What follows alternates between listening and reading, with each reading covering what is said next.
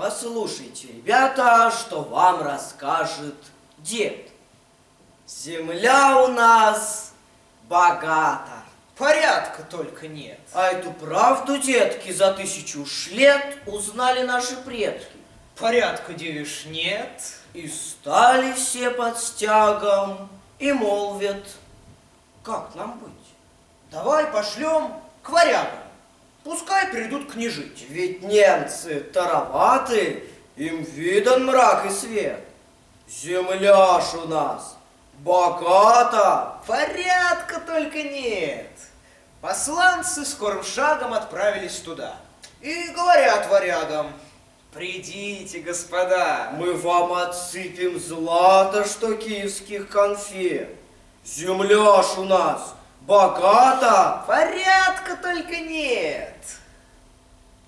Варягам стало жутко. Но думают, что ж тут, попытка ведь не шутка. Пойдем, коли зовут.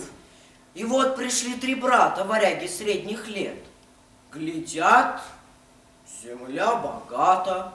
Порядка ж вовсе нет. Ну, думает команда, здесь ногу сломит черт. Es ist ja eine Schande. Wir müssen wieder fort. Но братец старший, Рюрик, постой, сказал другим. Fortgehen war ungebührlich. Vielleicht ist nicht so schlimm. Хоть вшивая команда почти одна лишь шваль. Wir bringen schon zustande. Versuchen wir einmal. И стал княжить он сильно, княжить 17 лет. Земля была обильна. Порядка ж нет как нет. Потом княжил князь Игорь. А правил им Олег. Das war ein großer Krieger. И умный человек. Потом княжила Ольга, а после Святослав. Таков уж был порядок в языческих держав. Когда вступил Владимир на свой отцовский трон, Языческий порядок был сразу прекращен. он вдруг сказал народу: Ведь наши боги дрянь, пойдем креститься в воду. и сделал Иордань. Перун уж очень гадок. Вот когда его спихнем, увидите порядок, какой мы заведем. Послал он за попами в Афины и Царьград. Попы пришли толпами, крестятся И кадят. поют себе умильно и полнят свой кисет. Земля как есть обильно. Порядка только нет. Умре Владимир с горя, порядка не создав. За ним княжить стал вскоре великий Ярослав. Оно, пожалуй, с этим порядок бы и был. Но из любви он к детям всю землю разделил. Плоха была услуга. А дети, видя то, давай тузить друг друга. Кто как и чем во что. Узнали то татары. Ну, думают, Не трусь надели шаровары и айда на Русь! От вашего мой споря земля пошла вверх дном. Постойте ж, мы вам вскоре порядок заведем. кричат. Давайте, Дани. Хоть вон святых неси. Тут много всякой дряни настало на Руси. Что день, то брат на брата в Орду несет извет. Земля, кажись, богата. Порядка ж вовсе нет. Иван явился третий. Он говорит: Шалишь! Уж мы теперь не дети. послал татарам шиш. И вот земля свободна от всяких зол и бед. и очень хлебородно. А все ж порядка нет.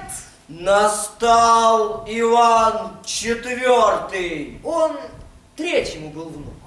Калач на царстве тертый, и многих жен супруг. Иван Васильевич Грозный, ему был имя рек. За то, что был серьезный, солидный человек. Приемами не сладок, но разумом не хром. Такой завел порядок. Хоть покати шаров. Жить можно бы беспечно при этаком царе. Но ах, ничто не вечно. И царь Иван Умре. Потом царить стал Фёдор. Отцу живой контраст. был разумом не бодр, трезвонит лишь гораст. Борис же царский Шурин не в шутку был умен. Брюнет, лицом не дурен, и сел на царский трон. При нем пошло все гладко. Не стало прежних зол. Чуть-чуть было порядка, в земле он не завел. К несчастью, самозванец, откуда ни возьмись, такой задал нам танец. Что? Умер царь Борис. И на Бориса место, взобравшись сей нахал, от радости с невестой ногами заболтал. Хоть был он парень бравый и даже не дурак, но под его державой стал бунтовать поляк. А то нам не по сердцу.